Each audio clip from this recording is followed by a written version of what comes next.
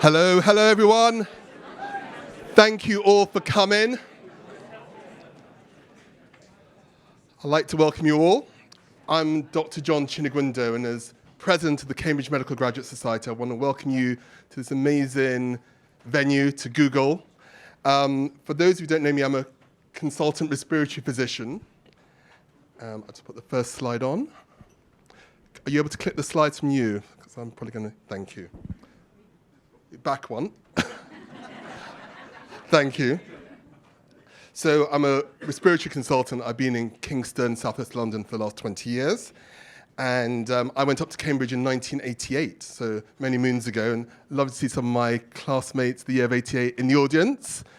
So thanks all for coming, but thank you to all of you for coming. And what we're doing tonight is really memorable because obviously this is a very old society going back to the 1880s. But we had a massive relaunch after COVID. We had a bit of a hiatus during COVID, and then we built up again. And what we've done is the last 12 months, we've had 5 big events, but this is by far our biggest event. And I'm really grateful for YouTube Health and for Google for hosting us today. Can I just welcome all the people on the live stream? Hopefully people have logged in at home who are watching this and can take part and can go into the chat and leave comments, which hopefully we'll be able to get to later. So as you know, the world is changing really rapidly and medicine is changing very rapidly. So what we want to do tonight is to look at the subject health meets tech. We want to equip you all for the future, what part you will play in this revolution, and we've got a great list of guest panelists. But before we do that, I'd like to introduce Dr. Vishal Virani, who is the UK Director for YouTube Health. And he's going to talk to you about YouTube and what they're doing. And it's through Vishal, the connection I had with Vishal, that this tonight happened. We had a conversation about a year ago, and he thought it'd be a great idea to get a lot of doctors in a room with some industry leaders and to have a conversation and equip you all for the future. Those of you who want to do your various startups, those of you who want to work at your hospital level or practice level to make changes happen. So Vishal, thank you very much. And I'll let you introduce yourself.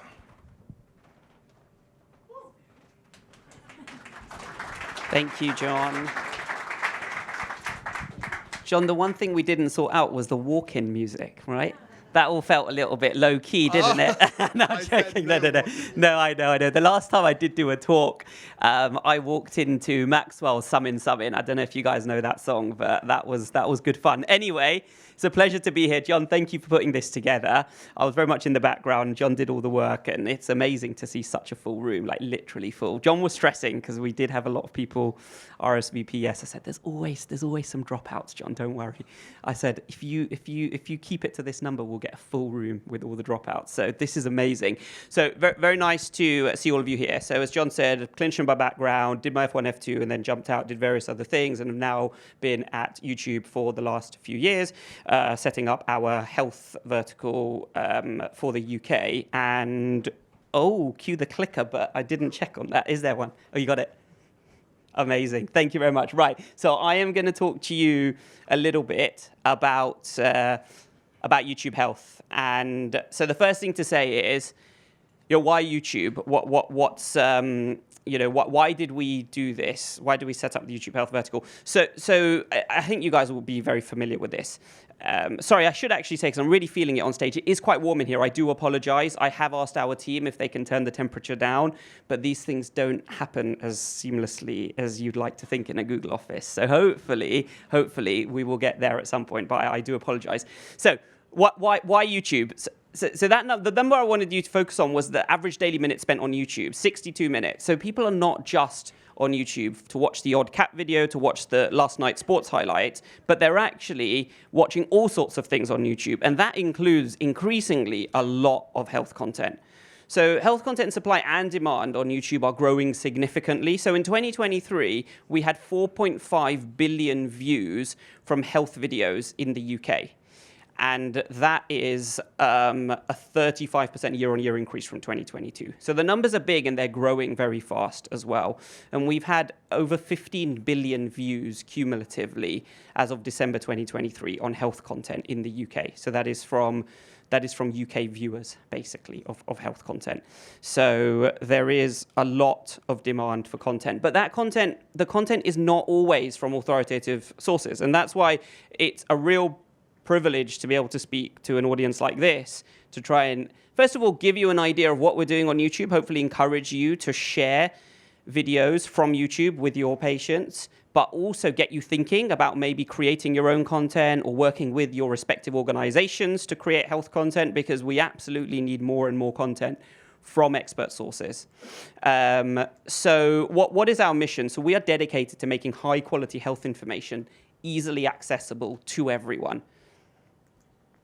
And so one of the main things we've got is this product feature called Health Shelf. So if you search for any health topic on YouTube, take breast cancer as an example, at the top of the search results, you see a shelf labeled from health sources. So that contains videos specifically coming from authoritative sources. So you've got NHS organizations, you've got health charities, you've got individual clinicians like Dr. O'Donovan. And each of those sources will then have a label attached to their videos. For example, from a licensed doctor, from a channel with a licensed health professional, or if you're an NHS organization, from a UK National Health Authority. So this is guiding our viewers to the context of the content they are watching and signposting them to authoritative information if that is what they are looking for on the platform. So we've worked. We're a media company. We're not, as YouTube, we're not a health organization. So we work really closely with the Academy of Medical Royal Colleges and NHS England, along with various others, to put together a set of health information principles which could be used by YouTube, but also all other online and social media platforms. And so the idea is that you self-attest against these health information principles if you want your content to be included in the health shelves that I just described. And so the other criteria that you need to fulfill to be part of the health shelves are that you're a practicing doctor, nurse, or psychologist, that you have a YouTube channel focused on health education, and then you have over 1,500 hours of watch time over the past 12 months. So that QR code will take you to the application form to apply for the health features. So if yourself or any of your kind of peers or organizations that you work with may be eligible, then please do consider applying for these health features. And if you're not quite at that number, then it's something to aspire to try and get that label against your content and get into those health shelves. The other thing I wanted to point out is something that we're actually launching tomorrow, first aid shelves. So this is a kind of an iteration and a progression of our work on the health shelves. So from tomorrow, if you search for a range of queries related to 8 different first aid stroke medical emergency topics, such as CPR, heart attacks, strokes, you will see videos pinned on a shelf labeled first aid from health sources. Those videos will be coming specifically from the NHS, the British Red Cross, and St. John Ambulance. And so these organizations have created a range of content specifically for these shelves. And unlike everything else on YouTube, there actually isn't an algorithm involved here. So these videos are fixed in position on these shelves. So that's a really big step change that we've taken in order to make sure that people can access exactly the right information at the right time in a medical emergency. We've also stripped ads from these videos and stripped ads from the search results page for these queries as well. So the idea is that we're really trying to make sure that we're meeting people where they are in terms of the information that they need in an emergency. So do check that out and spread the word about that from tomorrow onwards. And so why does all of this matter? So, I mentioned cat videos, I mentioned sports highlights. They're fantastic, very entertaining. Everyone needs that entertainment and levity in their lives. But health content goes deeper. It really means something much more, and it leads to meaningful real-world impact. So just wanted to give you 2 examples. So this is a comment from a video for one of our health creators, Dr. James O'Donovan. He's a GP. He's got a fantastic channel. One of the comments on his videos about the signs and symptoms of bowel cancer said, if it were not for one of these videos, I would not have got myself checked out. And this individual that's sharing as a public comment on YouTube is now about to have a bowel cancer operation. So this is the type of impact that you guys can have if you put this content out there on the platform. And this is a survey from the NHS. Again, they had their own bowel cancer symptoms video, and they did a survey which showed that over 80% of people that voted in this survey said that this video helped them better understand how to check for bowel cancer symptoms. This is a paper that colleagues of mine on the Google Health side published earlier this year in Nature, Information as a Determinant of Health. And this is kind of one of the big drivers for us to do what we're doing on YouTube and on search and everything else that we're doing at YouTube, Google around organizing the world's information and how we could have used that to create a healthier population. So if you think about the pandemic, the pre-vaccine phase, the single biggest determinant of survival was whether you had the right information about keeping your distance, about using masks, and that information effectively was a matter of life or death. So that's a really stark example of the importance that information has in kind of helping keep people healthy. And also the other thing that's interesting, the other point they made in this paper is that health information, once it's embedded within a community, it influences behaviors which persist across generations. If you think about your families, your WhatsApp groups, people are sharing health-related information down the generations. And if you get told something by someone who you really trust, a friend or a family member, that is the type of information that is then embedded deeply within you. And so, changing the type of the quality and the accuracy of that information that is being shared across generations has a really long-term impact on health outcomes as well. So I just want to show you this clip, give you an idea of some of the things that we're working on internally to try and make our content more accessible to more people. So we are developing an AI-powered dubbing solution so that we will apply a synthetic voice and an automated translation, automated dub of your content in various other languages. So this is a video from a health charity that we work with called Medical Aid Films. It's a video about switching insulin on the move, which they translated using our technology from from English into Spanish. So I'll just play you a short clip of this. Encuentra fuera de su entorno familiar, es posible que deba usar una insulina diferente a la que está acostumbrado. So that just gives you an idea. I mean, that's a fully synthetic voice, and that's a translation that was done seamlessly using our technology. So that's something that we're rolling out over time, and there's various other things that we're doing with AI around content creation as well, in order to it's always about keeping the human in the loop, the medical expert in the loop, but how do we create more efficiency around the content that is being created, the health content that's being created. Another thing that we're focused on is lived experiences. So if you search for living with anxiety, living with depression, various other topic areas, you will see a shelf labeled personal stories, and that contains videos specifically coming from individuals' own or lay people's own personal experience of a particular condition. Just wanted to give you an example from the NHS world. So this is a live stream that the UCLH NHS hospital team did, and we worked very closely with them. So they did a live Q&A with one of their prostate cancer experts. They recorded that, they put it up on the YouTube as a 1-hour video. They also clipped it up into 7 or 8 smaller videos, each answering a very specific question. And so very quickly, without really much editing at all, they managed to create 7 or 8 videos, including a whole 1-hour recorded video, and those have done really well on the platform for them. So this is a way of sort of creating content efficiently and also being kind of a valuable resource to your patients in terms of that live Q&A that you can offer. So the other thing that I want you guys to think about after tonight is how can we start embedding this video content into the care pathway? So it might be that you guys are not inclined to create content yourself, but what can you guys do to say, like, there are some really valuable videos out there, whether they're on YouTube or other platforms or on the NHS website, but how do we start getting the right videos to the right patients and advocate for that as clinicians? Because we know that is when patients will actually sit up and take notice of these videos. And it can really help pre-consult, post-consult. It can help after you've been given a diagnosis, you're about to go for an MRI scan. My wife went for an MRI scan the other day, actually, and she was absolutely shocked and horrified about what it involved. She had no idea. I probably should have told her in advance. But, it would have eased her fears and made her a lot less apprehensive if she had seen a video.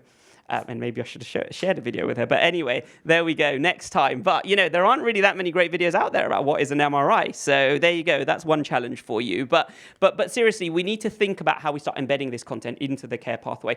And the final thing I'll say is that this QR code links to a case study that we have published with the NHS. So we work really closely with the NHS national team. They've got a fantastic channel. So since the pandemic, they've had over 50 million views on their videos, and they've published over 300 videos on their channel. channel. If you have a look at their channel, the thumbnails are really good. They're kind of really polished. They've been working with a lot of our health creators on shorts and trying to sort of make their content more engaging. And so they're a really good example of what good can look like as the NHS on the platform, and actually just a really good example of innovation from the NHS. So actually, this is just one other thing that we're very big on going into 2025. Teen mental health, in particular, is an area where we simply don't have enough content on the platform.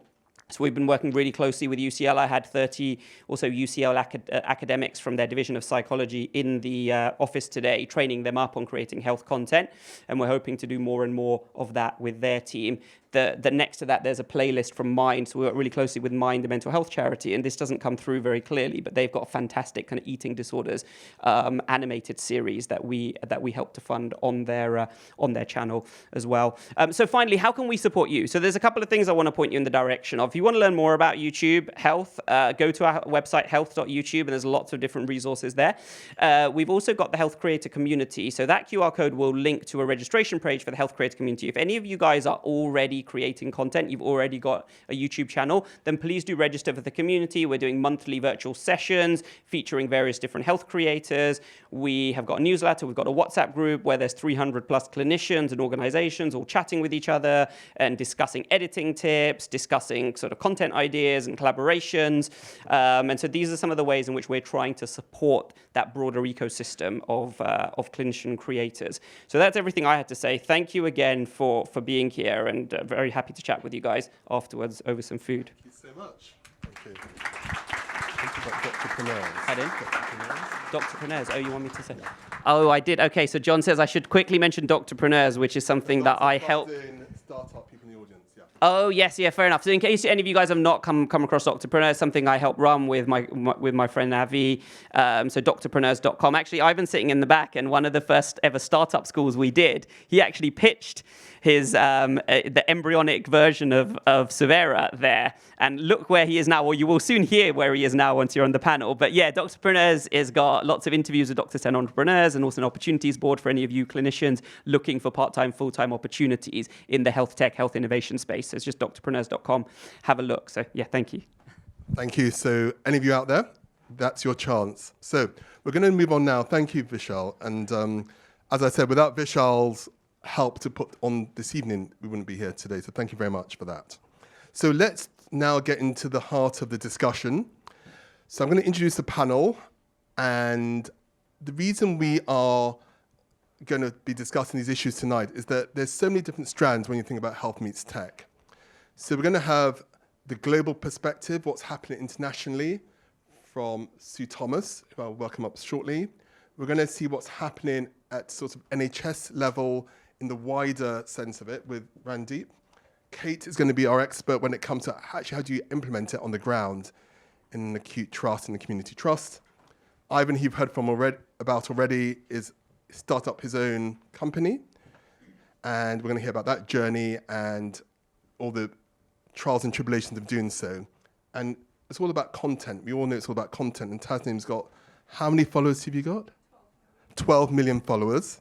So if you want to get anywhere near that, you need to listen to Tasneem. So, Sue, can I welcome you to the panel?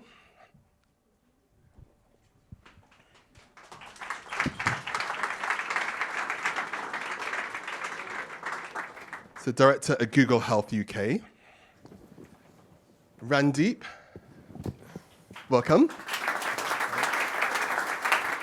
Randeep's a King's College, Cambridge, Natski. We do let the Natskis in, so natural scientist that he is. The only non-doctor on the panel. Only non-doctor on the panel, but you're welcome. I'm not registered. Kate Murray, who's my year at Emma, class of 88. Thank you for coming.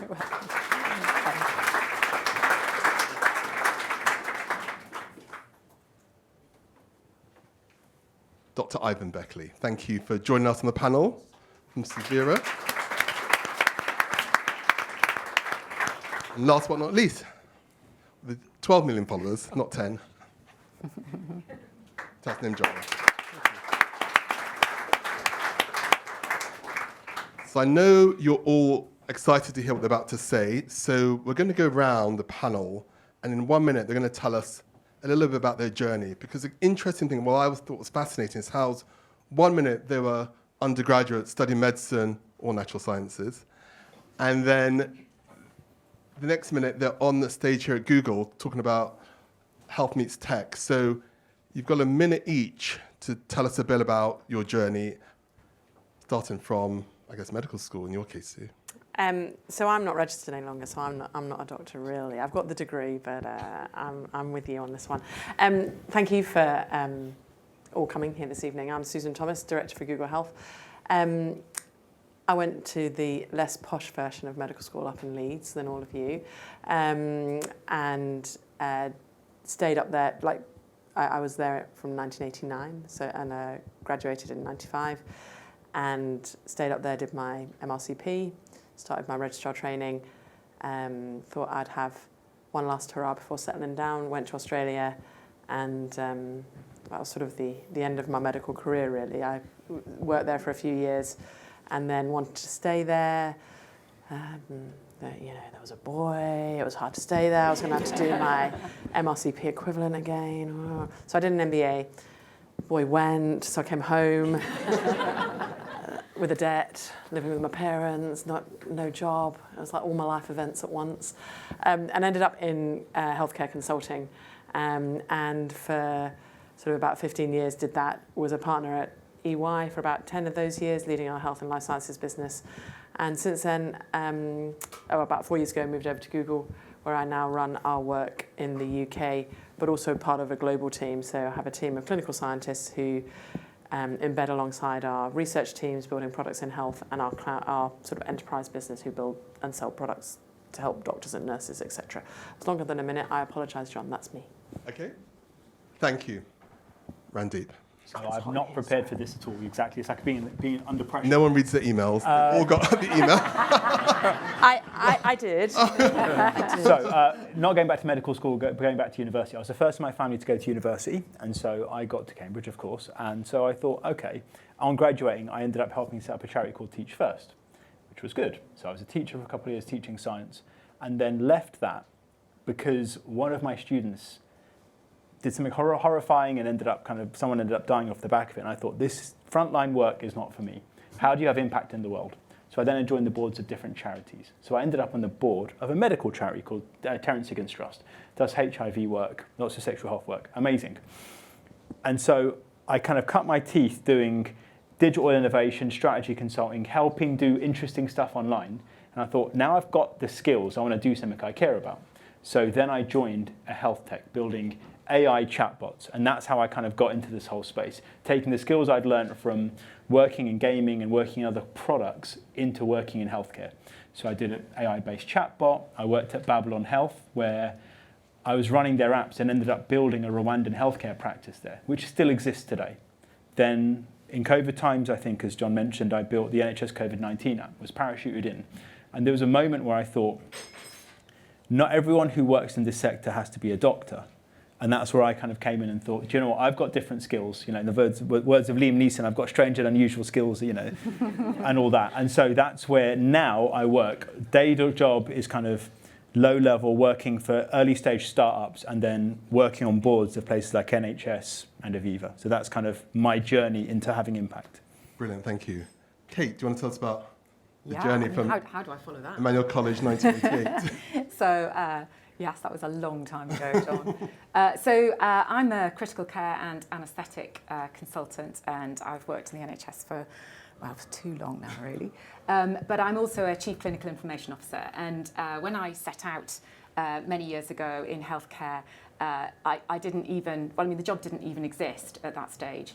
And so for me, it was all about my passions were patient safety and quality improvement on the shop floor. So as a consultant, it became really clear to me that when I was looking at the challenges that faced me on the ward, particularly around escalation of patients who were sick and unwell, who needed rescuing at the right time, the best way to deliver that was through healthcare tech. So I began to look at EOBs and healthcare solutions that I could bring into my trust to be able to make a difference. And so I became really good at finding pots of money that I could just dip into.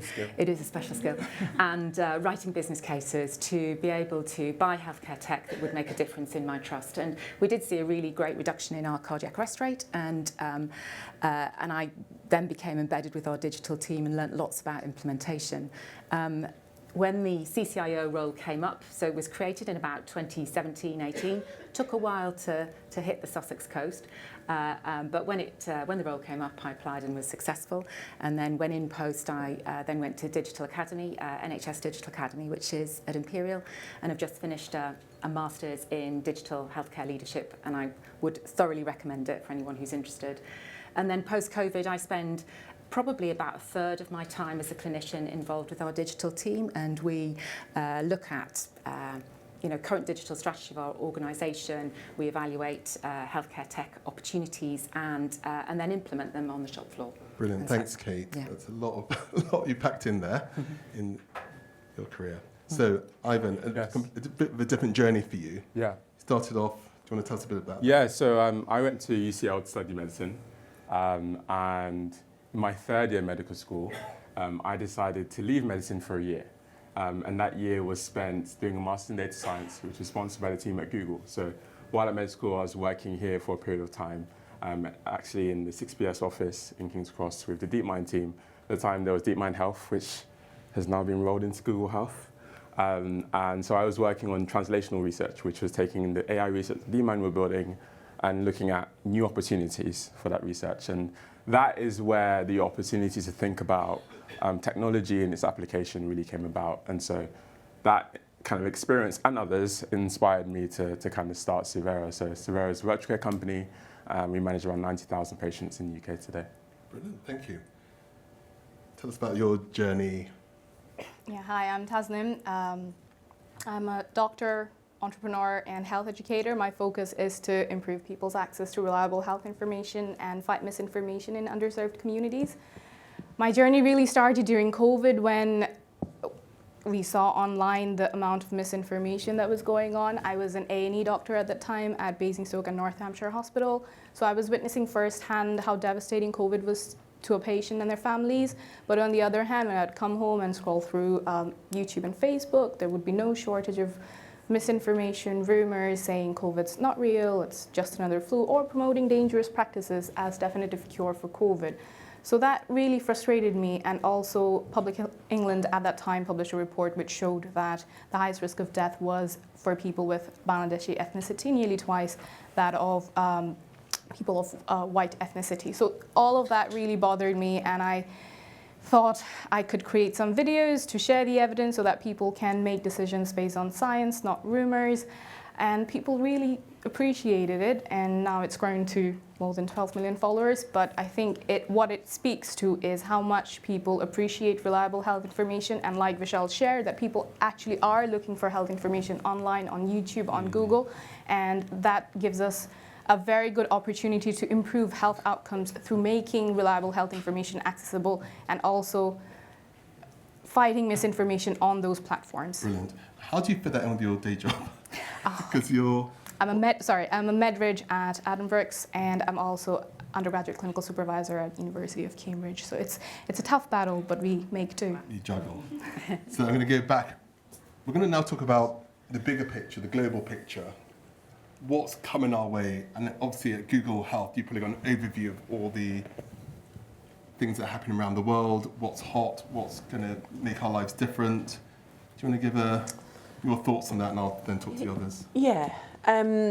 So it's interesting, isn't it? I mean, technology's been with us for a long time, and yet we're still not, as a health, the health field hasn't adopted it as much as you'd think, right? We don't flinch now about using an app for all of our banking.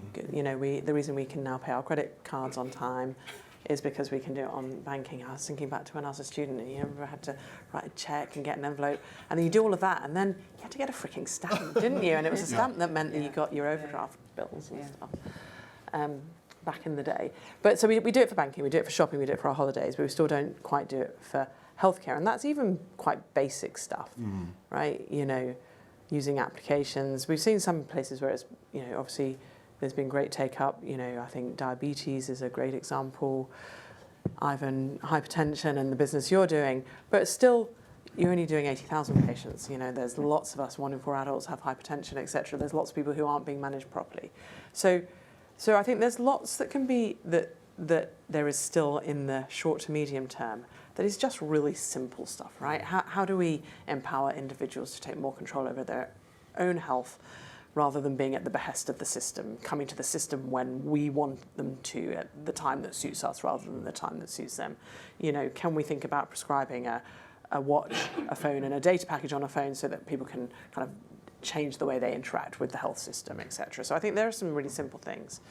However, I would be remiss if I wasn't to talk about how generative AI is going to change the face of healthcare. So where are we with that? So I think we are beyond it being a hand-wavy thing, right? I mean, it's been talked about now for, 18 months, and people have got very excited about it. And when you kind of poked at it, is this really going to change things? A doctor in your pocket, yada, yada, yada. But actually, the products are astonishing, and the speed with which products are improving is astonishing. Sure. What sort of examples? So, have we got jobs to go to next year? Will we still have jobs? Well, I think we will still have jobs, because at the end of the day, health is a human endeavour, right? People want to have contact with all of you guys. They want that proper interaction. But without sounding too cliched, and I know lots of people say it now, AI isn't going to replace doctors, but doctors who use AI will replace doctors that don't use AI. And I was talking to, without meaning to sound too fancy, I was talking to a journalist in Poland last week about this, and she was like, "Doctors don't ever accept change, all of you guys," and it's true, right? I remember when I was a junior doctor, they introduced a stroke pro forma, and we were outraged by this, right? How dare they make us use a pro forma when we can just write our notes on this lined paper and our notes are going to be much better? And then you kind of look back and you go, the reason they made us do that was because there were these 20 things we really needed to know about patients with strokes, and a stroke pro forma made sure you captured them, whereas when we did our own histories, we didn't. And so we, even going from one analog thing to a slightly different analog thing used to have resistance. So resistance is sort of inherent in all of us. Or change is difficult, but I think we are going to get there, and we will see adoption where, imagine being able to, for one of your patients, pull up the best practice for that individual in front of you and get them being treated in a way, rather than you having to hold all of that in your brain and have that cognitive burden, being able to pull it in front of you and know that it's right. I think that's right. I'm going to move on to Randeep, because obviously you worked in the heart of government. You've been in Whitehall during the COVID pandemic, working on getting an app out in record time. Mm-hmm. The big thing that we all think about is that it's all great to have this amazing generative AI and all these tools, but how's it actually going to get into the NHS? Because we don't have a great record on big IT projects in the NHS. Mm-hmm. Do we? So what's your take, having worked in government and having got something? I was only in government for a year. I'm on the board of the NHS, so I just want to kind of distance myself from all that. So, I've got 4 things to cover, because I did read the email of that bit. Thank you. Anyone who's a doctor in this room, think about what's the best analogy to describe the work that you do. How would you describe, what's analogous to being a doctor? And so from the outside, and honestly, come for me the drinks afterwards if you don't disagree, I thought, and actually in COVID times it was quite interesting. So you walk into Test and Trace, and there was doctors and lots of military people. You talked about a pro forma and how people were kind of outraged at filling in a pro forma. Soldiers call a theatre of war. There's a reason. If they make the wrong decision, people die. There's a massive chain of command. It's a very complex logistical world, which is honestly, if you watch an operating room and see how people are operating, and it goes all the way down to GPs, everything's prescribed, everything's regimented. This room operates like a bunch of soldiers in a battalion. And that's worth considering, because that makes us quite hard and resistant to change. Everyone does want change, but within certain boundaries. So my question is... So what were your barriers there when you had to get that app delivered, and people say, "Oh, we don't want to do this." You know. Okay, well, think about the change. Think about the barriers to change are when you are doing something digital, you often want to replicate something physical. This thing works, just make it digital so my admin time goes down. That's not digital transformation. That's not digital. I'll give you one example. So in the COVID-19 app, we had a QR code reader. So you could scan a venue you're in, and it would kind of notify you if that venue had an outbreak. Amazing. In building it, I was working with Public Health England, and we said, you can check in, you can check out. So if you're there from 1 to 1:30 at this cafe, and someone at 2 o'clock walks in, you shouldn't be notified. We were stopped from doing that by Public Health England. Why? Because when you have a sign-in book on the door, you don't sign out. So if you walked out and could check out, that's different. That's not the same as the physical books that we've put in everyone's. I mean, whether anybody signed their names in the book, gave the right information, park that. We had a thing which was free, instant, and accurate. So we made the thing less good on the advice of Public Health England. Very nice problem. Which, I mean, I'm conscious of time, but I would say, one, to finish this, yes. But it gets worse. So when the app was built to be anonymous at source, particularly for the communities that we were talking about that were impacted by this stuff. So you could see if an alert went out. If the Public Health England clicked the button and alerted people in this cafe in Soho or something, people could see. There was a journalist that went, no alerts have been sent out. And there's a big news story about it. First it came to us, and we're like, we built the system, we didn't control it. We gave it to Public Health England. So what was the problem? We said, have you used the alert system? No. Why? Because it's digital discrimination. If we use the digital system, we can only use it if we call people in the manual books at the same time. Right. Have you called anyone on the list of books if there's an outbreak? No, because we don't have enough time. So very difficult. The problem is risk asymmetry. The risk of doing something is higher than the risk of not doing something. So how's that going to change? We've got a new government, this whole analog to digital. What's your diagnosis and what's the prescription, the remedy? I'm going to answer that question. If I said, how do you have digital innovation in the NHS? What's the perfect model for creating digital innovation in the NHS? I'm going to answer a different question. What's the worst possible system for creating digital innovation? And that's what we have. Let me just give you 4 examples, and then I'm going to move on. Yeah. Divide the money. The worst system is you divide the money between primary and secondary. So anything that only works in primary, great. Anything that only works in secondary, great. But anything that stops people going to hospital, we can't fund that. Second, make the funding models just for 12 months. Because after a funding cycle, so anything that takes longer than 12 months is hard to fund. And what we'll do is we'll give a little bit of money to lots of people. Many flowers will bloom. But if we don't give you enough money to really be successful, we let thousands of flowers die. Then you kind of focus on making it hard to have anyone accountable for anything. Back to that thing about risk asymmetry. The person in Public Health England, clicking a button was more risky than not clicking it, so they didn't do it. And ultimately, there's not one NHS. There's thousands of trusts that you can talk about. So on that happy note, sorry. Should we just go home now or go to the wine now? Okay. Kate, can you give us some hope? You've actually, I've seen it on LinkedIn. You've talked about how difficult it can be to actually get things to the bedside, to actually get things done. Yes. Bearing in mind what we've heard at national level, Yeah. is it any different at local level on the Sussex coast? Is it any easier to get things delivered? If someone comes to you with someone tonight says, I've got this great AI idea. tool, Yeah. I need to pilot it at your healthcare trust. So I think I'd say to bring innovation to the bedside, you have to be pretty resilient. In the words of Chumbawamba, I might get knocked down, but you've got to get back up again. I think it's really important that you develop that sort of sense of I'm just loving resilience. the musical reference there. You're just definitely showing your generation of for people who graduated in 2010. You have no idea, do you, what she's talking about? But I think it is a real challenge, and I found it really frustrating as a clinician. I hear what you're saying about, I've got this mobile device in my pocket. I do everything very differently, and I go to work, and I basically turn on my computer and I walk away and have a coffee, because actually it takes that long for it to sort of get going. And so delivering innovation is really hard. And I think that, you know, the 4 things that I've learned over the last kind of 20 years of trying to get healthcare tech at the bedside are really sort of number 1, clinician involvement and clinician leadership.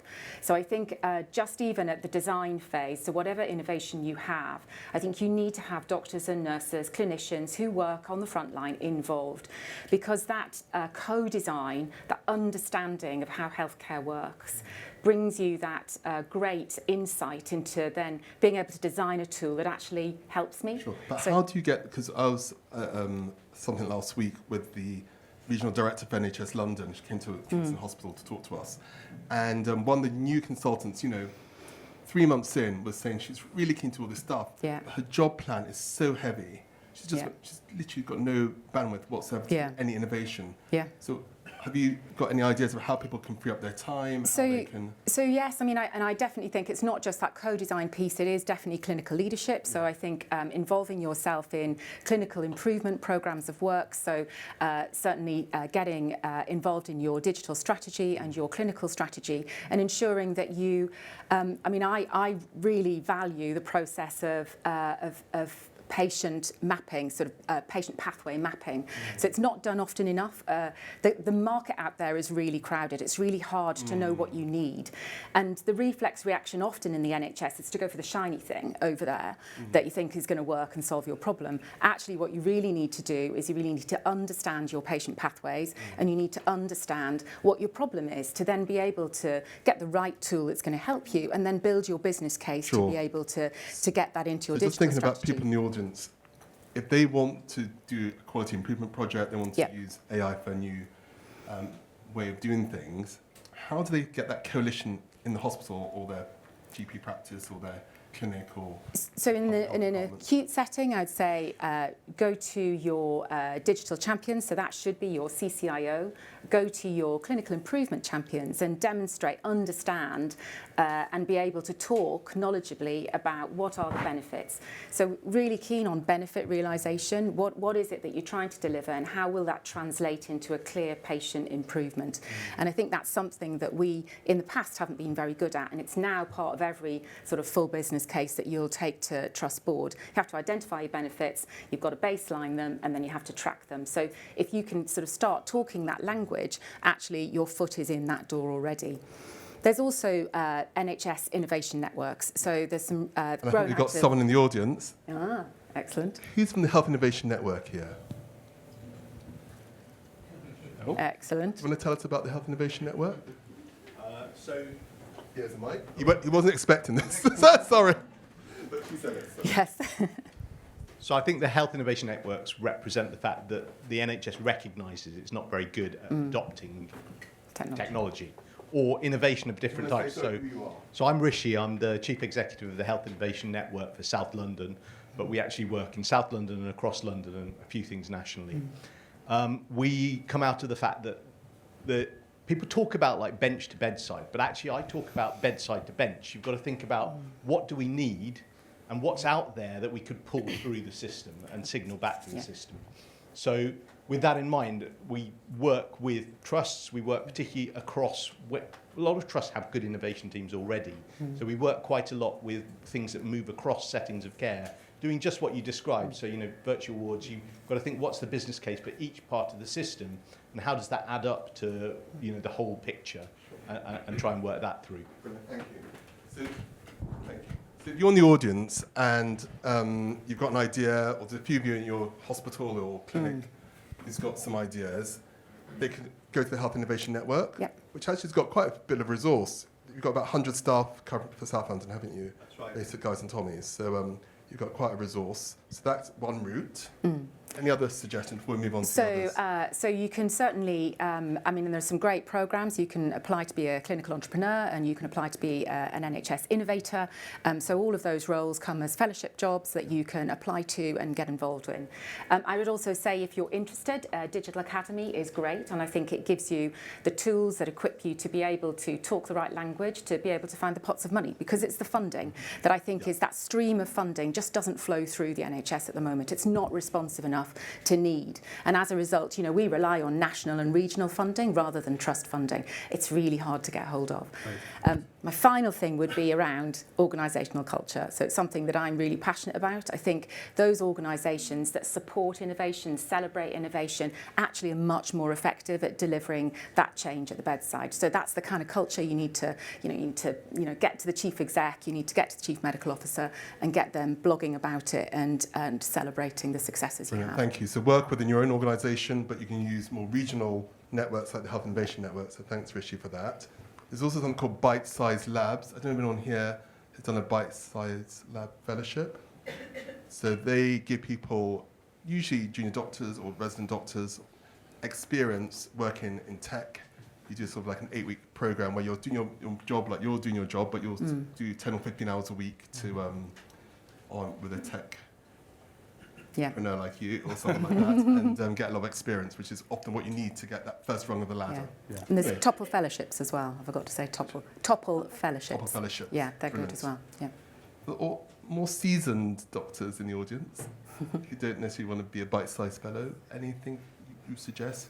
Sometimes that 20 or 30 years experience is really valuable. Yeah, absolutely. And, you know, I think the office of the CCIO, I think, will be growing over coming years. So, you know, it will be a clinical cabinet. So the idea would be that you have 2 or 3 experienced clinicians who are involved in innovation and delivering healthcare technology to the bedside. Brilliant, thank you. So, Ivan, you've had quite a journey. Yes, yeah, definitely. Founding your own company, CEO, all these patients who are being monitored by you in the community. Do you want to tell us about, with the view of the doctors in the audience, about if they have an idea, if they want to do something as far as doing their own business? Yeah, I mean, we could be here definitely all night. Okay, maybe just 5 minutes. The challenge. 5 minutes, okay. I mean, for me, the journey on starting a startup was from ground zero. I had started a business before, but that was a social enterprise. That was before medical school. So that ran programs for schools that we sold in order to support students who were gifted but didn't see the opportunity available to them, and that was me. So I solved for that problem, and we sold to schools that program. So I understood the dynamics of selling, having a problem and creating a function, but transitioning that to the healthcare realm was very different, extremely different. And I think what helped me was first working in other businesses that were early stage. So I worked in 3 businesses before that. Whilst in medical school, I interned every summer while everyone was like, I'm going away. I was like, I'm staying here. And I worked at an early stage startup in each one. And I think that was really important because what I learned is that ideas are only as good as you can translate them into reality. And actually that is where the work happens. Loads of people are very good at talking about ideas. Very, very few are very good at delivering that. And when I was part of those teams learning about doctors, they were all doctors, and actually I met all of them through the Doctorpreneurs community. So if you don't know about it, join it. I was the first year medic who was there every single event. I knew almost everyone I went. And as a result, by the second one, when I went there, they were like, okay, what do you want to do? So I spent time learning from them. And I think that was really important because I learned how to translate ideas into reality and the struggle of having to pitch for a contract or build technology with no funding and hire people who are amazing, but they need to pay their mortgage. So like, how does that all work? And I think that helped me to understand that knowing the why behind why you're doing it is really important than what you're doing. And so it was really important for me to learn that lesson very early. I guess Suvera I started Suvera actually at medical school. And to Vishal's point, we pitched at one of the Doctorpreneurs competition, we won. But what Suvera was then is completely different to what it is now. We started off basically building an application to support patients to manage their medications more effectively, because we know patients don't take their medications and we blame the patient all the time. But actually, the system isn't set up to enable people, both from being able to pick up their prescriptions at the right time, understand why they're taking it, understand what symptoms they should be looking out for, and we'll support them and when to reach out for help. And so we tried to create a system that made it easy for every prescription to happen for the patient, but also happen in a way that they would adhere. And so I learned a lot from that journey and really realized that that wasn't a problem worth solving, not for a business anyway, maybe for a social enterprise. And the reason why I say that is because there were very weak incentives in the system for patients to take their medications effectively. That's the truth. Unfortunately, there wasn't really a mechanism with which we would be paid by the system or by the commissioners for that to happen at scale. And there's many things that drive that, but I think the key thing for me was understanding that you have to follow the incentives in the system. And I think the biggest problem in the healthcare industry and why we're not seeing as much innovation be adopted is because the incentives are completely misaligned. A hospital trust does not do better by preventing you from going to the hospital. They do worse. Yeah. Like, that's the reason why we don't have the innovations that we all want to see. So until we get to a point where hospital systems are designed to keep you at home, healthy for longer, then we will start to see innovations. And so what I decided to do was find the places in the system where that incentive is aligned. And there was one small place, I think primary care has some of that going on, where they're paid a fixed amount per patient to manage them in a year. And so we found patients that actually were costing them more than they were being paid. And so we said we would manage them for a smaller amount. So that incentive resonated with GPs across the country, and that's what helped us. So that was my big lesson. Fantastic. So you need the right incentives that are already in the system. You need a product that really fixes the problem. Yeah. And you need to have interned every summer holiday to get in the room. Yeah. But probably being jokes aside, the doctorpreneur's route was a big route for you to meet people. And there's various conferences, there's various platforms you can go to with your ideas. Yeah. I might, before I come to you, Tasnim, I might bring in Jamal. I didn't tell I was going to bring him in, but all of us who've been to Cambridge, did any of you know there was something called the Entrepreneur in Residence? How many years has that been going? Do you just want me to bring him a mic? Thanks, Siobhan. Because we've got to, now Cambridge is very much keen to get new ideas off the ground, to support doctors, health people in life sciences, to move from an idea. And so what do you look at when you, as an entrepreneur in residence, tell us a bit about yourself and then how you became entrepreneur in residence for Cambridge. Good evening, everyone. Hi, is it working here? Yes. Hi, everyone. I'm Jamal, but I'm currently the entrepreneur in residence at Cambridge for life science. There's a number of, which essentially is a role that helps to support professors, PhD students, MA students, come up with their ideas, as Ivan said, turning ideas into reality. And so we just help advise and support. I support life sciences, and there's another one who supports physical sciences. There's about 300 or 400 companies we have, about 15 new ones every year, and half a dozen at $1 billion plus. So it's a big ecosystem of support for doctors, for PhD students, and for professors. How quickly can you tell whether something's going to be successful? Is it over many months, or you know pretty quickly whether they've identified a problem, it's a good product, there's incentives? Yeah, it's really important to understand what problem people are solving. Generally, we'll work with the companies after they've done, and most of the companies we work with are involved in deep tech. So there'll be years of research and understanding to get to where it needs to be. But normally, we'll work with them for, say, 3 to 6 months to try and understand what is their solution and how can we turn it into a business. Many of the ideas, though, they have helped to develop them over a number of years, and they kind of turned into really good opportunities. Fine. So as far as alumni, because many alumni is in the room, obviously most of us have left Cambridge now. Yeah. Is there any way we can access an entrepreneur in residence? Yeah, who lives in London, by the way, don't you? Yeah, I do. Listen, the entrepreneur in residence program is not only an advisory program; it's actually we invest as well. There's a whole ecosystem. There's a few people here actually from the Cambridge Angels. There's the Cambridge Innovation Capital. There's Cambridge Enterprise. There's a whole ecosystem. Not only do we advise, but we actually provide capital to set people up. If you've got an idea and you're linked in with Cambridge, there's an opportunity. Normally, you have to have a Cambridge link to get the investment. But being an alumni is a link. And one of the things that may come up tonight is that obviously our society has grown beyond certainly my wildest imaginations. We're now well over 1,000 members, and we've now got to that scale now where we can have bubbles doing different things. So people who are interested in tech, people who are interested in research, people who want to be in leadership and management. So we're probably over the next year or two, we're going to be building smaller networks within the bigger organization, and maybe we'll be coming to you, Jamal. No, look forward to it. Listen, advice if you've got an on the tech idea, any innovative idea, we're happy to listen and review. We normally screen about half a dozen every month, and then we invest in a similar Brilliant. amount. Yeah. Sorry to surprise you but thanks so much for coming. You're welcome. So there's a lot of brain power in this room. There's lots of ideas.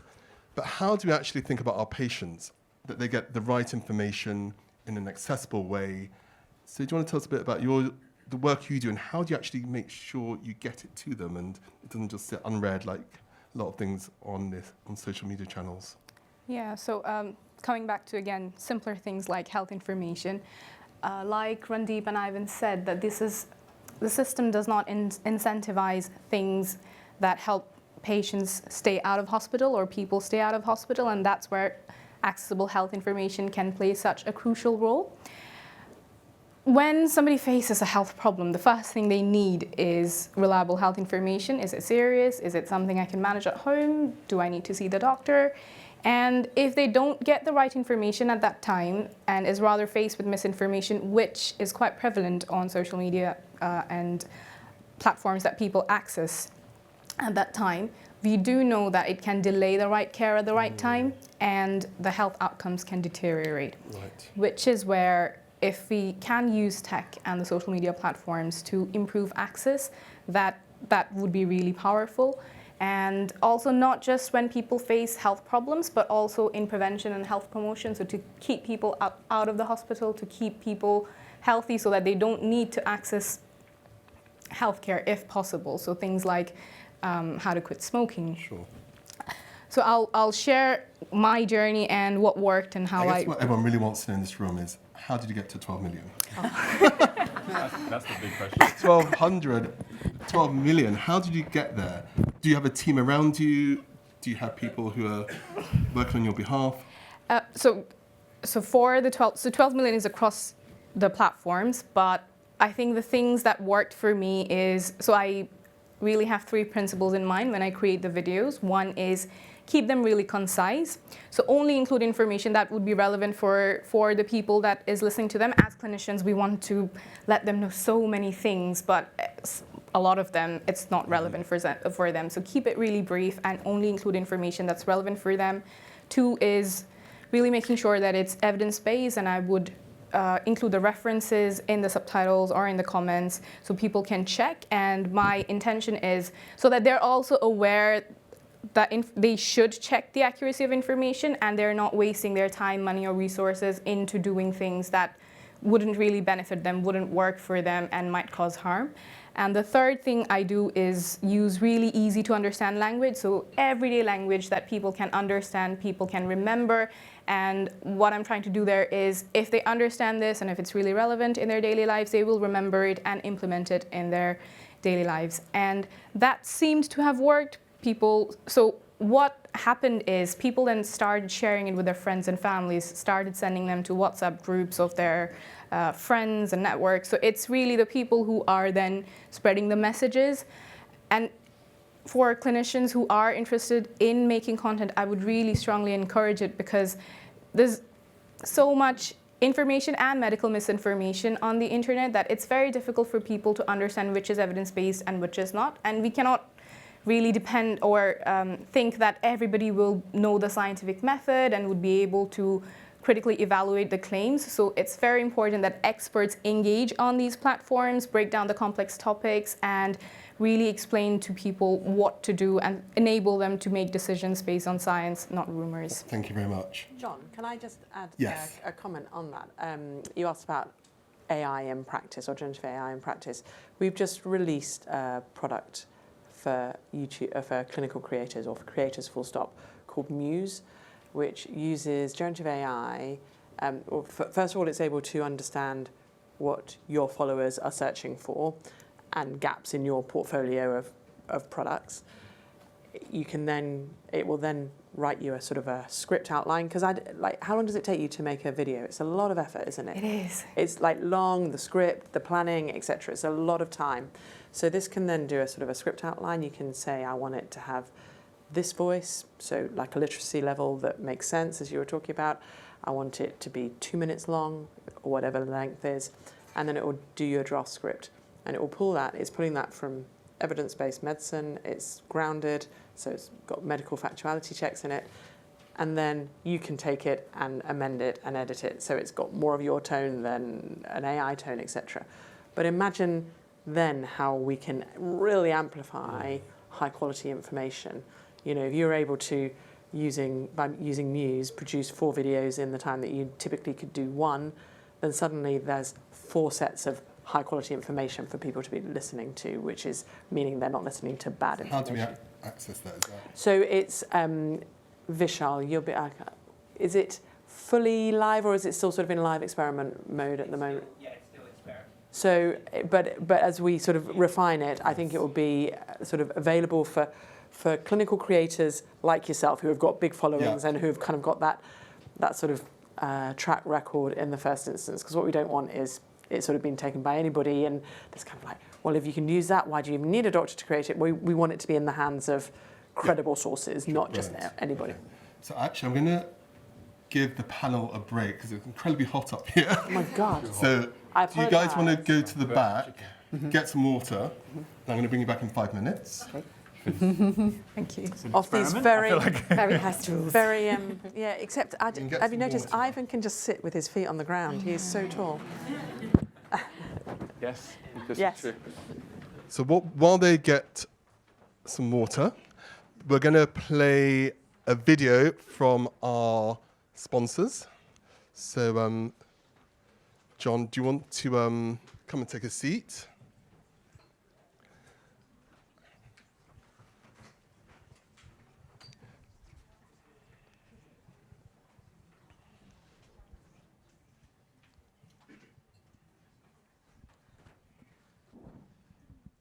So as many of you know who've been to previous events, all these events that we run are free to all of you to attend. A lot of work goes into organising them, a lot of cost goes into them. So we do really rely on our sponsors and our partners. And I say that because you're going to see a video soon, which is my thanks to them in a way. But anyway, can we play the video, please?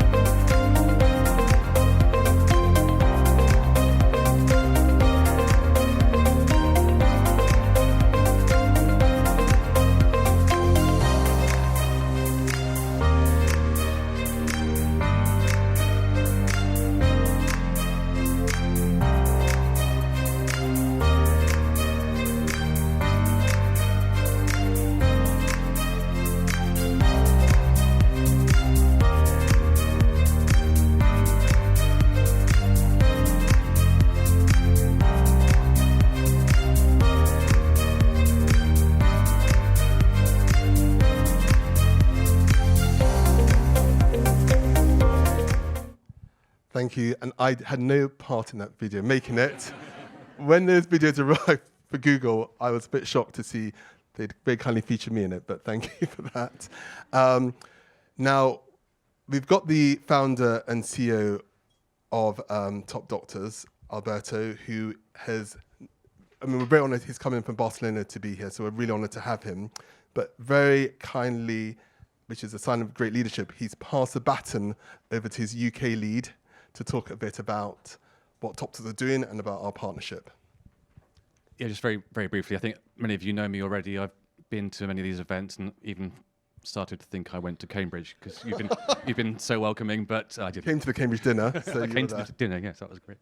And this is our second year now of sponsorship, and really pleased to be a partner here. And also with Google, as you saw on the video, the partnership with Google is really central to a lot of what we do to help patients find the best care. So that the video channel there, the accredited YouTube channel, as Vishal was talking about, I think there's something nearly 3,000 videos on there now, and it's not just in the UK; it's across the world.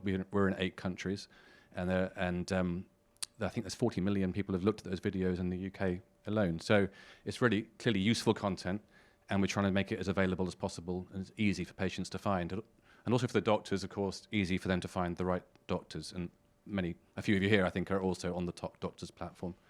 So we're also on the Google side of things, the Google Cloud, that hosts a lot of our technology, again, across the other countries we're working too, for our hospital software and our clinical management system. So one of the things I want to sort of draw your attention to is it's not just a Top Doctors portal as far as promoting your private practice or yourself as a clinician. You've also done some projects with people in this room, with clinicians. Do you want to tell us a bit about those things with the digital platform and the other things you've done, or the ICU project? I know Simeon been working on an ICU project as well.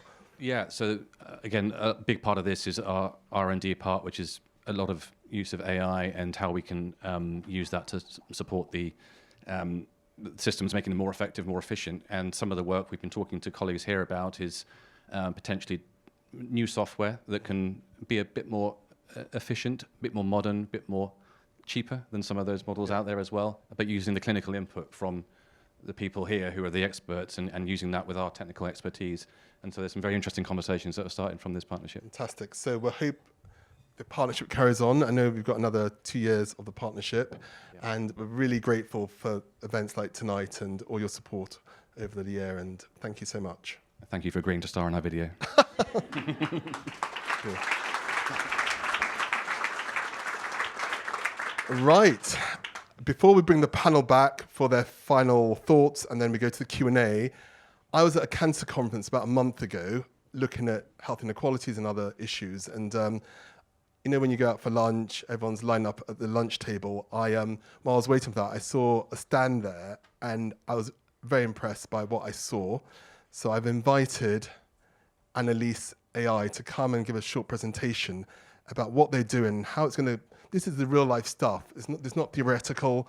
We're actually going to have AI influencing our clinical work every day at a hospital or a practice very near you. So can I welcome Henry onto the stage?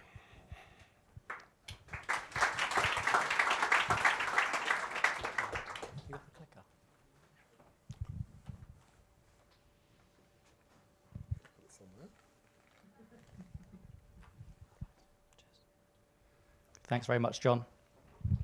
And thanks for having me. I'm feeling slightly like I'm intruding slightly because I'm a Portsmouth University graduate rather than Cambridge, but don't hold it against me. I'm going to give you a quick 5-minute introduction to Panelists AI, what we've been doing over the last couple of years, and not just in the UK, but globally. So my name's Henry Lewis. I'm the sales manager for UK and Ireland at Panelists AI. And we are a clinically led comprehensive AI company. So we're providing and developing comprehensive AI algorithms for medical imaging. And what we mean by clinically led is one of our co-founders is a medical doctor, and our head of AI is a radiologist. And as was touched on earlier, we think it's really important to have that clinical voice when we're developing new technology, specifically in healthcare.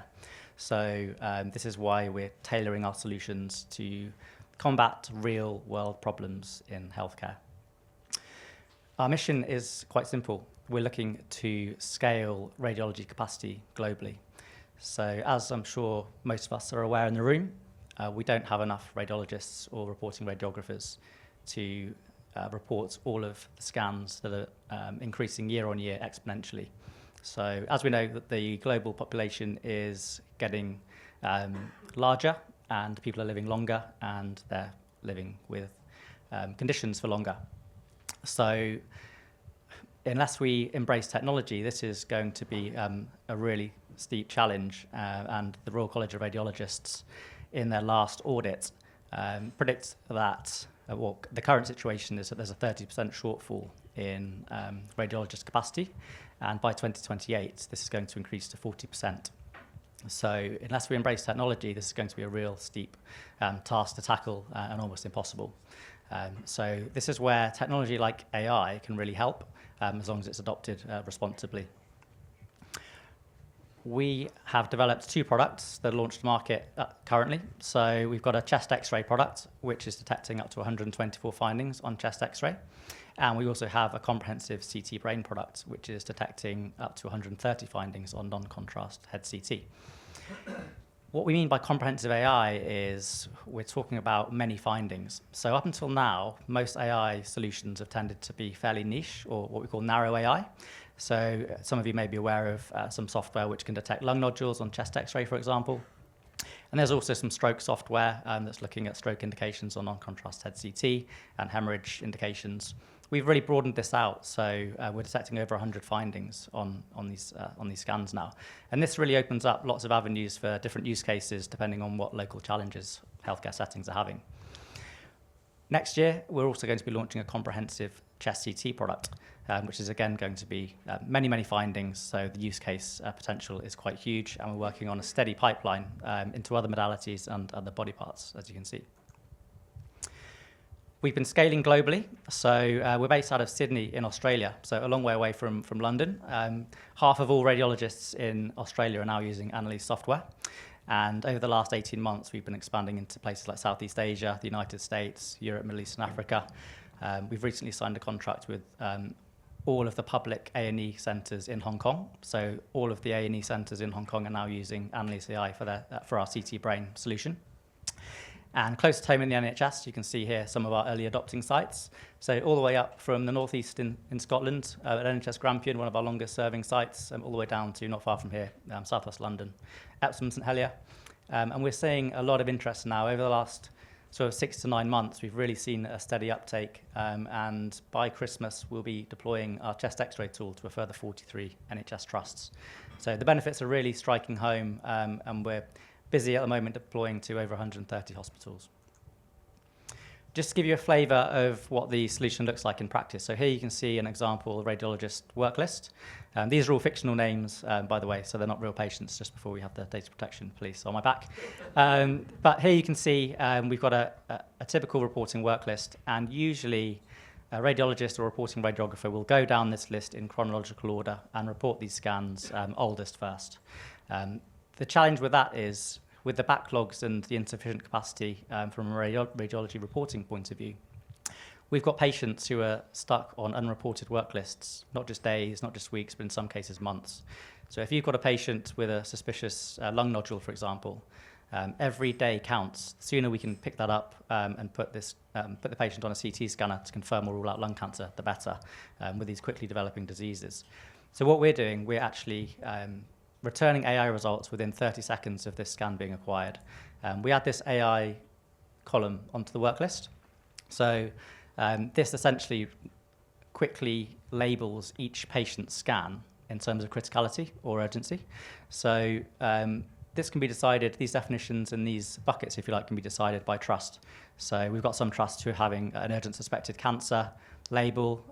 We've got some trusts who are having priority 1, priority 2, priority 3, for example.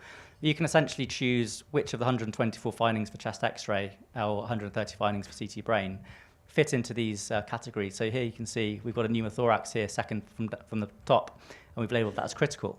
So this enables now radiologists and radiographers to report in terms of criticality and urgency rather than in chronological order. So it's a real game changer. We're really expediting follow-up scans and follow-up treatment for the patients that really need it.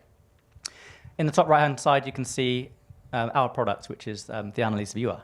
So when a radiologist or radiographer clicks into the case, you can see here they've still got access to their native PACS imaging. This is what I was talking about, developing solutions which fit seamlessly into the workflow with a high level of clinical input. You can see here on the right-hand side that we have got the number of findings that have been detected. So there's a number 3 up on the top right-hand side.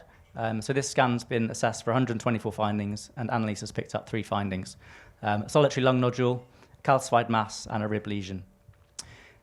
As you can see with the pop-out viewer here, you just hover the mouse over one of the findings and it automatically expands into providing a localization for where that solitary lung nodule is. So it immediately takes the reporter to the region of interest, and we also show a confidence bar at the bottom. So this isn't black box AI, this isn't just saying whether a finding is present or not, it's actually providing a confidence rating for whether that finding exists or not. And this gives additional context to the reporter so they can choose whether they want to include this into the report or not. So it's really an intuitive viewer which fits seamlessly into the workflow. There's no additional screens to click into or anything like that. So it's really quite seamless. We've conducted some clinical validation studies. This one was published in the Lancet Digital Health. And we compared radiologists using our chest X-ray tool with when they weren't using the tool. And radiologists, when they were using the tool, were seen to be 45% more accurate. But there was also an efficiency gain. So they're 12% faster at reporting each scan. So this is really ticking both boxes in terms of what the NHS is looking for, both in terms of improving quality, improving accuracy, and also improving speed of read. Lastly, I just wanted to cover off some real-world impact. So NHS Grampian are one of our largest organisations, and they've been one of our longest-serving customers. And they've got quite a lot of data now for pre- and post-AI deployment. And as you can see here, they've looked back at some confirmed lung cancer cases, and they've basically put some data together and found that 21% of lung cancer patients could have been diagnosed earlier had Annalise AI been deployed sooner. They've also found, on average, that Annalise could have led to a diagnosis up to 10.5 months earlier. And as I said, with lung cancer, every day counts. Cancer Research UK say that for every week that goes by that a lung cancer is undiagnosed, there's a 3% increase in mortality. So this is really game-changing for patients. They also found a 26% increase in treatable lung cancer. So picking up those early-stage lung cancers at stage 1, 2, and 3, where there's a much better chance of survival, and some time increases as well, or time reductions, should I say. So a 9-day reduction in time to treatment. So this is having quite a big impact in the real world. It's not something for the future. It's something very much making an impact in the NHS today. So thank you very much for listening, and please reach out if you want to discuss anything further. Thank you. So if you're interested in doing that in your locality, there are further work. People can approach you and see it. Because I was at a tumour board in London-wide tumour board, and the Epsom St Helier doctors presented, the radiologists presented their data. And what was incredible is that patients, rather than waiting days and days for an chest X-ray report and then another week for their CT, with your product, they would prioritize any abnormal chest X to the top of the reporting list, and people will go to same-day CT, cutting about 10 days or longer from the pathway. So this is real-life AI worked with. So this is, as clinicians, this is what we should be doing, working with people in tech to deliver change for our patients. So thank you for coming today. Really appreciate it. Right, panel, can you come back, please? So I hope you've all got some great questions. Siobhan, I should just say Siobhan is one of our new council members who's joined the committee this year. So Siobhan covers a lot of those emails you get. She's written those herself, not AI. She's written them herself. And Sibs, who's one of our, he comes to all our meetings. He stepped in at the last minute to help run this event as well. So Sibs, thanks for doing that. But he'll be going around with the mic this side, Siobhan on the other side. So we'll go to some questions. Or do you want me to carry on talking? Okay. Siobhan, I think you got a busy, yeah? So we can make it really short, like quick questions, because we've got about 10 so minutes. I guess it'd be really interesting to hear from those on stage when you think of part of the challenge that you described around innovation is adoption and the adoption curve, but I think there's also a very real challenge around sales cycle. How do you actually sell into decision makers in the space? Maybe that's one for Ivan. He's nodding along very feverishly, but it'd be interesting to hear that sort of view of the world, and how would you recommend people handle that? So how do you sell? So is the question, how do you sell to whoever's going to buy your product? Healthcare decision makers. Healthcare decision makers, okay. And I think that's really important to decide who it is you're selling to, because in healthcare there can be many customers. And the biggest thing to do is first figure out whether you're selling to the right person, because there is many decision makers in the system, and they're different depending on which system you look at. Here in the UK, US, even in the UK in the trust, different trusts have different approaches. So I think the first thing is to just do the research, and more than just Google, but actually interview people and say, if you were to see this product in your organization, who would be the best people to speak to? Because you can assume it's the head of innovation, they're probably the wrong person to speak to. Or you assume that it's the quality assurance people, they're the wrong people to speak to. Or you assume it's the head clinician, actually they have no power. They will speak to you, they will speak to you all day for many weeks. And then when you think about contract, they're like, I don't have any responsibility to do with this.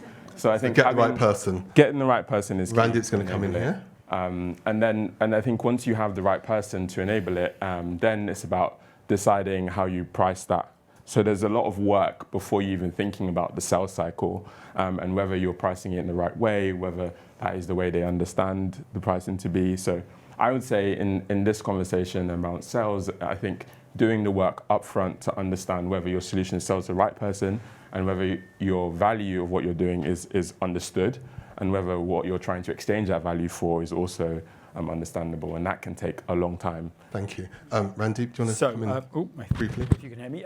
So at Babylon, I was running all the apps globally. So when it comes to the challenge for lots of earlier stage startups is there's 4 trusts. The NHS is a shoulder fish. There's 4 trusts. Each trust says, I want the red button there, I want the red button there. No, our workflows are different, I want it over there. So what happens is, to close the deal, you end up creating 4 separate products, and then they further and further diverge. So when you're selling into the NHS, it's really hard to make sure that your thing that you're building doesn't have 15 different versions. It has to be one thing with a couple of different flavors, because it kills. So many early stage startups I've worked with and advised die because they're trying to sell a deal, because if they sell their first, they'll get the second. If they get the second, they'll get the fifth, and. So it's being really clear, what's your product, what's your offer, and helping to educate often some of the trusts. So you're like, here's 5 different people who are doing the same thing that I'm suggesting. So maybe go with me instead of me customizing it around you, because the people you're often speaking to might not be the digital experts that you are. Thank you. We're going to alternate. So this side, Asif, do you want to say who you are? And Thanks, Asif Kassim, I'm a cardiologist and founder of MedShare Peer Discussion Network. Question for the panel that's related to selling. I see a lot of early stage companies, and when I ask the founder how big can this company be, they don't really have an answer. And the question relates to, interested to hear your thoughts about how to size the market opportunity in health tech companies, because it relates both to selling, how big the company can be, what the top end valuation might be, and so on. Who wants to take that? And that's, between Sue and... Yeah, Ivan's probably the best placed. With valuations and market size, again, is something that is important to think about. I think the simpler you can size the market, the better. I think if you go on and you search and the McKinsey report says how much is this problem, that's the worst way to market a problem. Mainly because it's based on numbers that no one really understands, and you can't really see actually what does that mean in reality. So I think the best way is to say, how many people have the problem? How much can they charge? How much can you charge for each of those people? And then that times that equals your market size. Thank you. 100%. Are there any resident doctors in the audience who've got a question? Because I want to move a bit away from sales. Any resident doctors? Over here. He's not a resident doctor, but we'll come to you next, Ron. Yeah.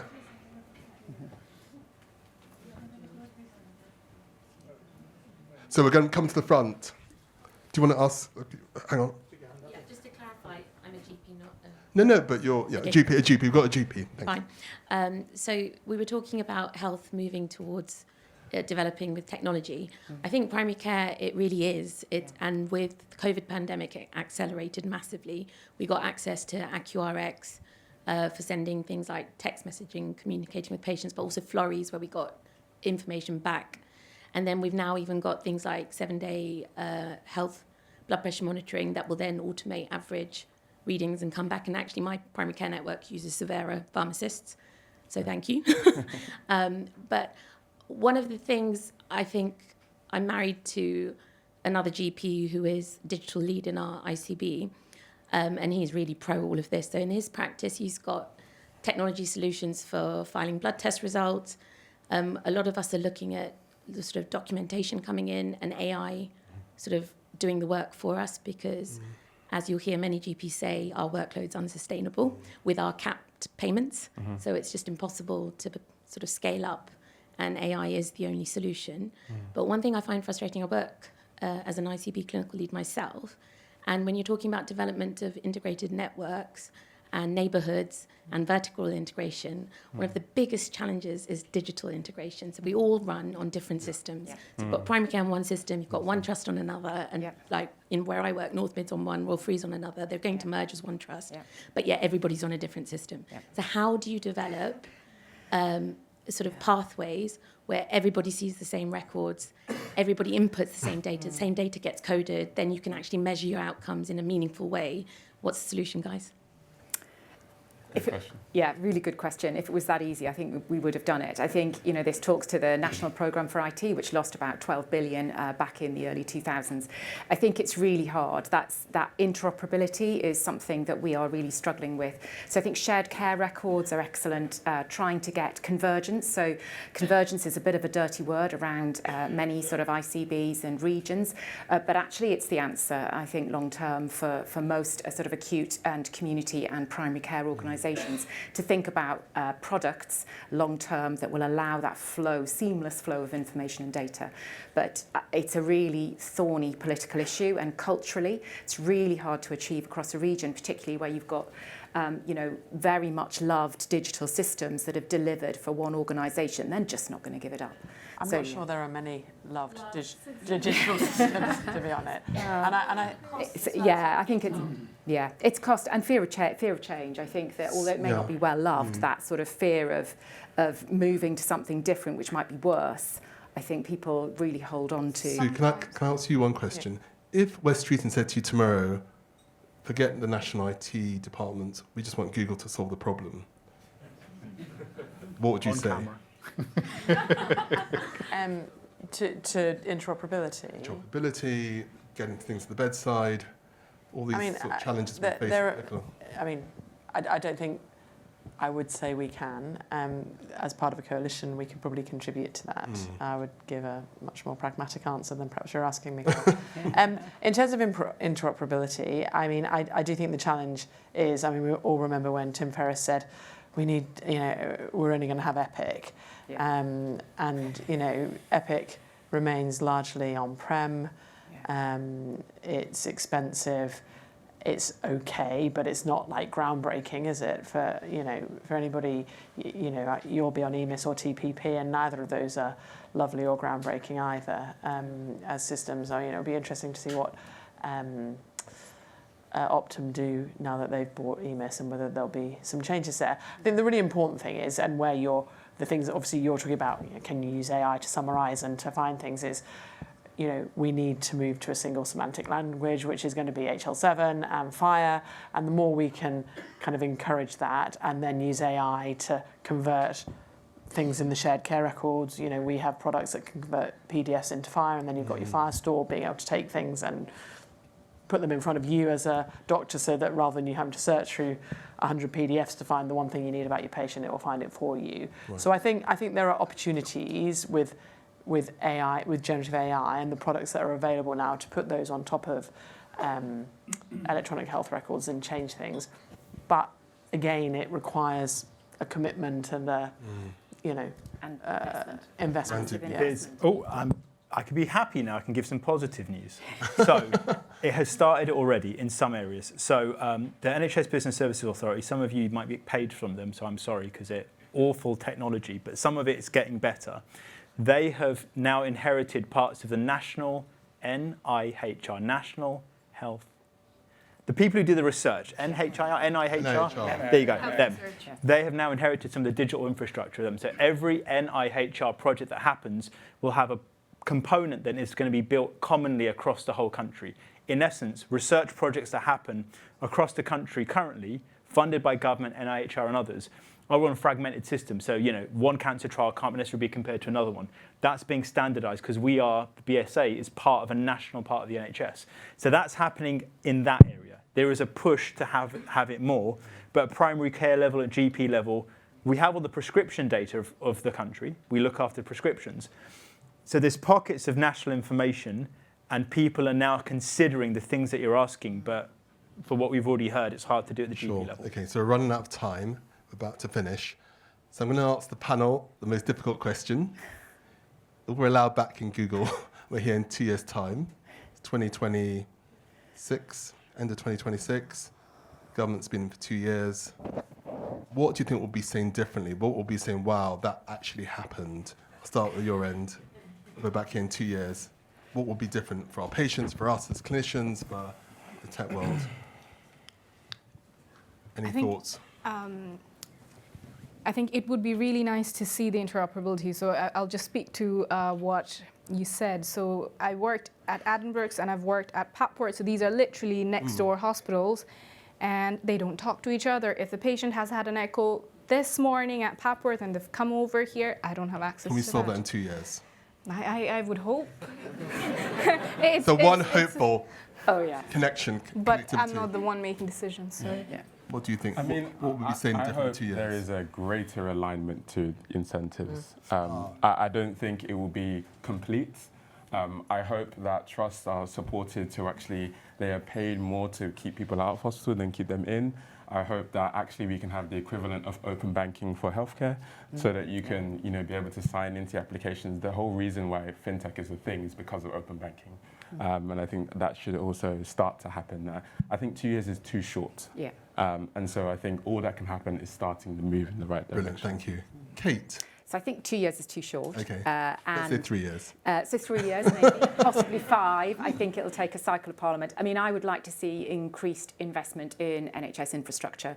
I think our infrastructure is really poor, and, the Darzi report, I think, laid that bare. It's appalling. I think, both in acute community and sort of primary care, the infrastructure needs to be upgraded, because without that upgrade in infrastructure, you then can't do all the amazing stuff with coded data and AI easily.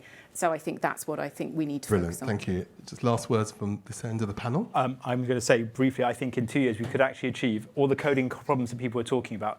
Large language models and Gen AI are very good at being able to decode language and be able to have different trusts communicate with each other.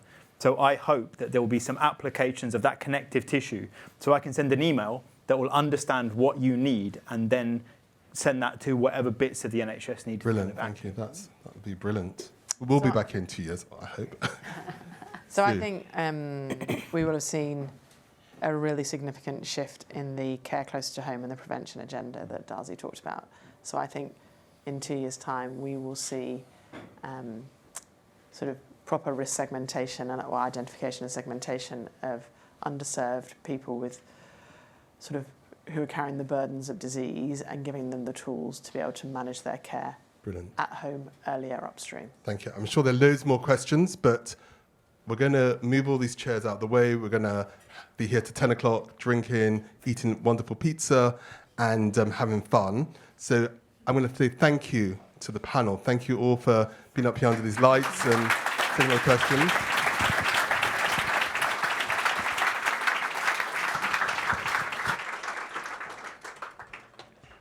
Thank you so much. Thank you. Right, so before you all go, these are all our next events. You've got leaflets in your chairs which outline all the future events. Those that do private practice, we've got an event in February. We're going to be doing something very similar to tonight. Have you got a side gig in the spring? They're going to welcome the graduates in June in Cambridge, the legal and the what's on your mind. So before we wrap this up, as I said, there's loads of food at the back, loads of drinks. In your leaflets, the thing about being your college rep, if you're interested in minimal work required, but we need a rep for each college. I want to thank Google for hosting us today. And also one last announcement, Top Doctors have been our sponsor, but we've got a new sponsor as of the start of next year. So HCA Healthcare are going to be joining us as fellow sponsors next year as well. So thank you for HCA for sponsoring us. Thank you for all coming.